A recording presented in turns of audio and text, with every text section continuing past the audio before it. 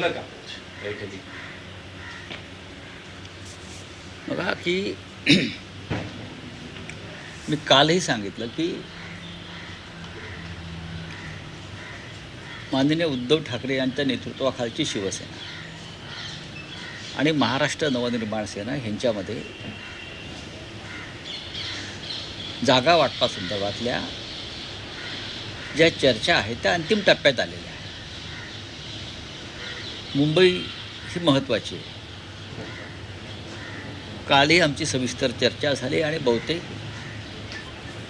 आज ह्या चर्चेला पूर्णविराम मिळेल. आज कालसुद्धा बराच वेळ संध्याकाळनंतरसुद्धा मनसेचे नेते आणि शिवसेनेचे नेते मंडळ हे अंतिम हात फिरवण्यासाठी बसले आणि आज हा विषय संपायला हवा मुंबईचा, अशी आमची अपेक्षा आहे.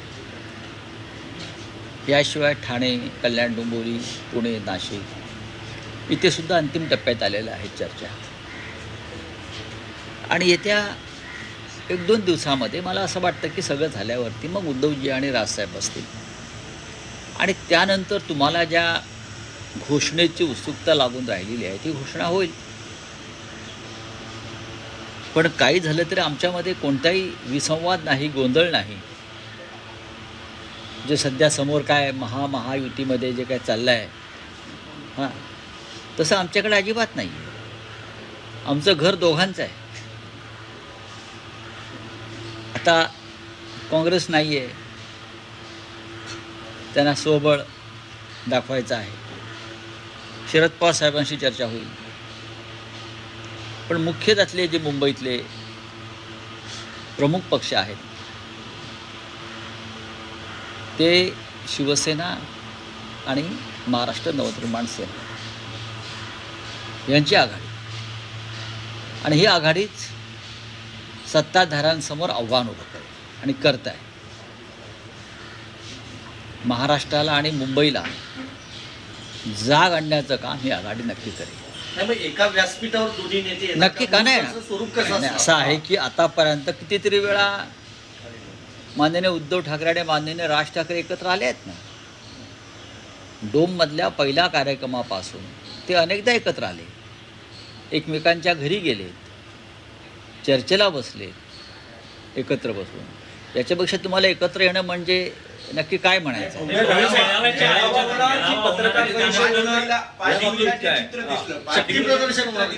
5 जूनला 5 जुलैला जे झालं असा मेळावा केला, अगदी तशाच प्रकारे युती जाहीर करण्यासाठी एक शक्ती प्रदर्शन होणार असं?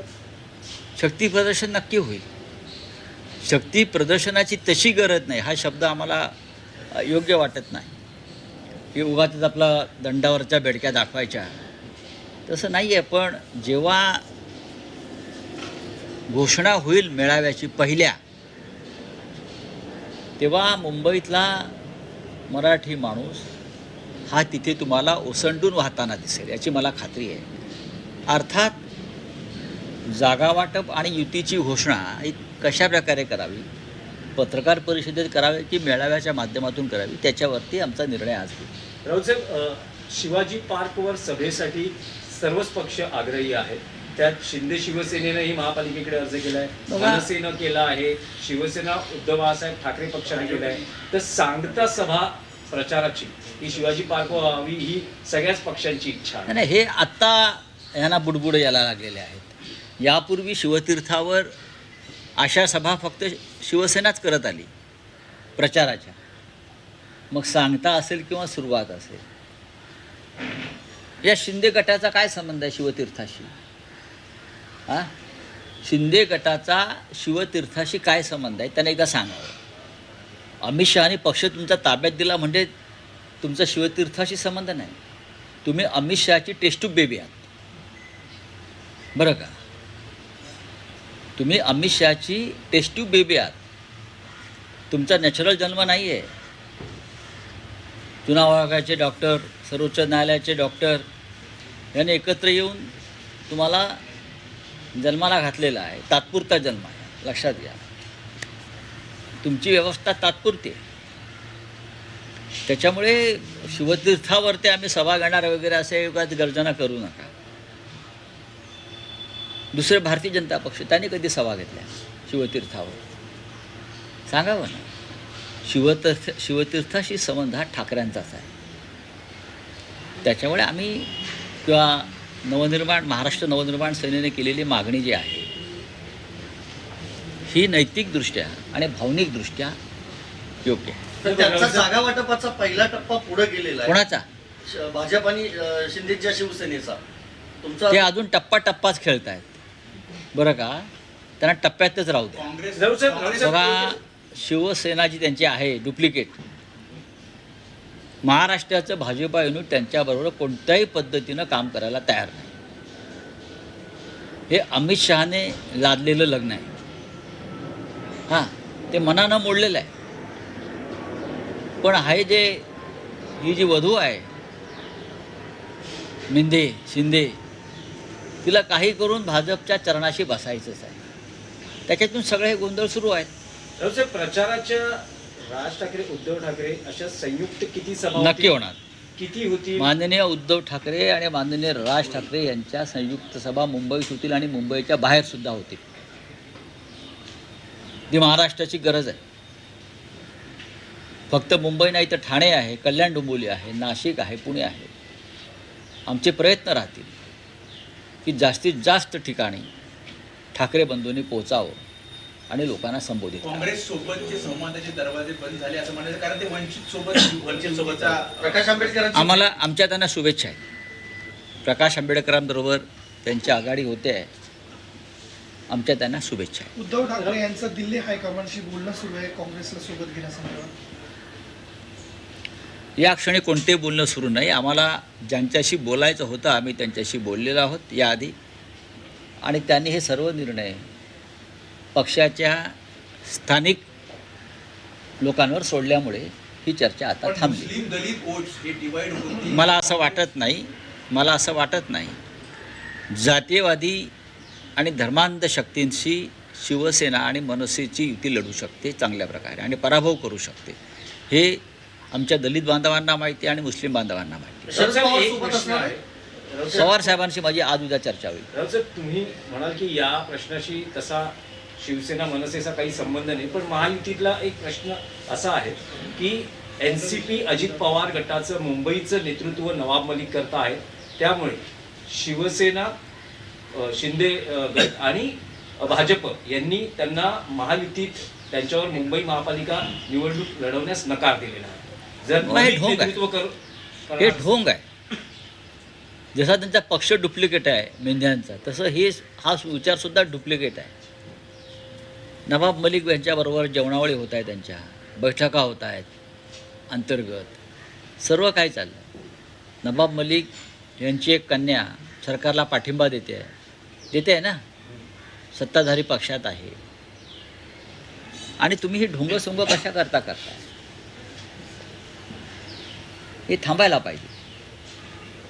नवाब मलिक हा विषय त्यांचा अंतर्गत आहे, अजित पवारांचा किंवा, पण ही कृपा करून राष्ट्रभक्तीची ढोंग करू नका. पण दिल्लीत अमित शहाची भेट घेतली प्रफुल्ल पटेल, सुनील तटकरेंनी, आणि इकडे अमित साठम असतील, आशिष शेलार असतील, ते म्हणतात आम्ही कदापि राष्ट्रवादीशी युती करणार नाही. बघा, तेच प्रफुल्ल पटेल किंवा सुनील तटकरे दिल्लीमध्ये अमित शहाना भेटतात किंवा मोदींना भेटतात, यात नवीन काय आहे?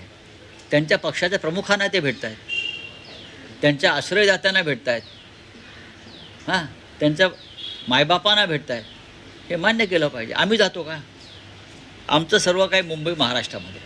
मिंदे जातात, मिंदे जाऊन बसतात ना कृष्णमेनन रोडच्या हिरवळीवर, गवतावर, आणि मग पांढऱ्या पॅन्टला गवत लावून येतात बसून.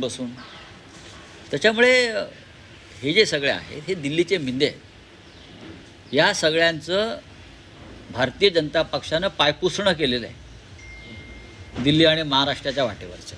राऊत सर, एक मराठीतला विषय आहे की परवाच्या दिवशी संसदेत भाषण करताना दिग्विजय सिंग यांनी म्हटलंय की पक्षांतर बंदी कायदा हा आणखी मजबूत करण्याची गरज आहे. की ज्या पद्धतीने आमदार फोडले जातात, त्यांनी शिवसेनेचं उदाहरण दिलं, शरद पवारांच्या NCPचं उदाहरण दिलं, आणि जी मंडळी म्हणजे जे लोकप्रतिनिधी म्हणून निवडून येतात त्यांनी जर पक्षांतर केलं, पक्ष फुटला, तर अशा लोकप्रतिनिधींवर 6 वर्ष निवडणूक लढण्यावर बंदी घाला अशी मागणी. बघा, अशा प्रकारचे कठोर नियम आणि तरतुदी सध्याच्या पक्षांतर बंदी कायद्यामध्ये आहेत. पण निवडणूक आयोगच हरामखोर असेल.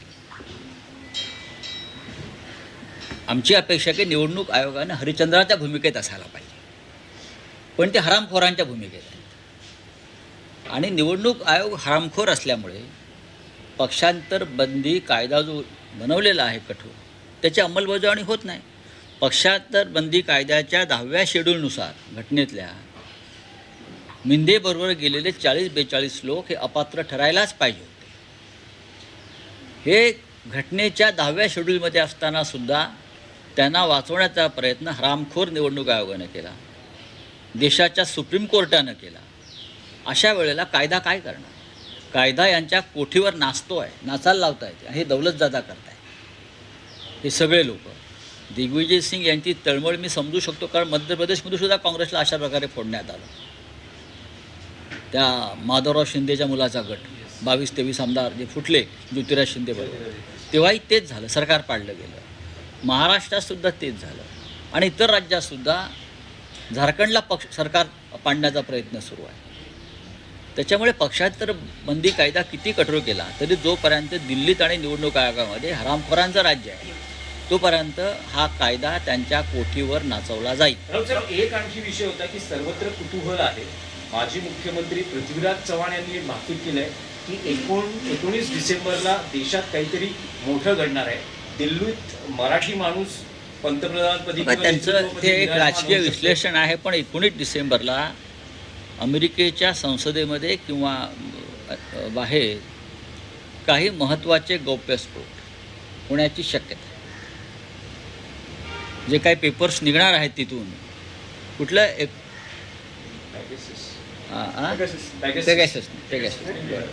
एप्टिमिस्ट की असं काहीतरी तो उद्योगपती आहे, त्याच्यामार्फत काही भारतासंदर्भातली महत्त्वाची माहिती समोर येणार आहे आणि खास करून पंतप्रधान मोदी आणि भाजप संदर्भात असं अमेरिकेच्या किंवा आंतरराष्ट्रीय स्तरावरती चर्चा सुरू आहे.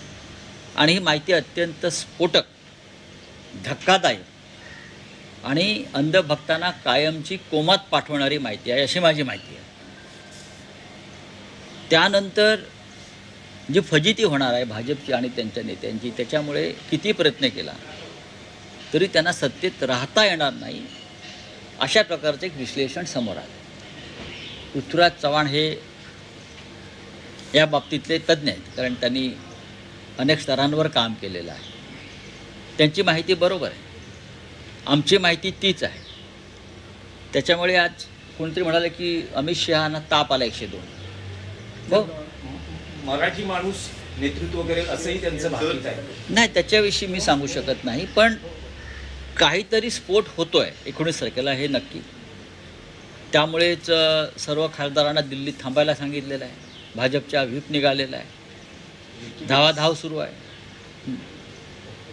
अमेरिका में कुछ खुलासा, अमेरिका में कहा है कि कुछ देखिए 19 दिसंबर को कोई एक बड़ा विस्फोट राजनीतिक होने वाला है, ऐसी चर्चा इस देश में चल रही है और उसका केंद्र बिंदु अमेरिका में है. जब भूकंप होता है तो कोई केंद्र बिंदु होता है, तो वो केंद्र बिंदु अमेरिका में है. कुछ ऐसी जानकारी सामने आने वाली है अमेरिका से, वो जानकारी सामने आने के बाद नरेंद्र मोदी सत्ता में नहीं रह सकते, इस प्रकार की चर्चा है. पृथ्वीराज चव्हाण जी ने भी कहा है. तो मुझे लगता है कि हम इंतजार करेंगे. कहा कि मनरेगा जो है वो रामजी ये नाम से बढ़ जाएगा, किस तरह देखें? उनको राम नहीं बचाएगा. महात्मा गांधी से बारे में इतना द्वेष, इतना तिरस्कार हमने कभी देखा नहीं. पूरा विश्व जिस गांधी जी के चरणों में बैठा है, उनकी विचार को फॉलो करता है, लेकिन अपने खुद के गांधी के देश में नरेंद्र मोदी गोडसे के बाद गांधी की दूसरी हत्या मनरेगा का नाम बदल के मोदी जी ने की है. ये पाप है और उसकी कीमत मोदी जी को भुगतनी पड़ेगी. Thank you. तर संजय राऊत यांनी पत्रकार परिषदेच्या माध्यमातून अनेक महत्त्वाच्या मुद्द्यांवर भाष्य केलेलं आहे. त्यांनी एकनाथ शिंदे यांच्यावर टीका केली आहे, त्यांच्या शिवसेनेवर टीका केलेली आहे. शिंदे गटाचा शिवाजी पार्कशी काहीही संबंध नाही. शिवाजी पार्कवर सभा घेण्याच्या वल्गना त्यांनी करू नये असंही त्यांनी म्हटलंय.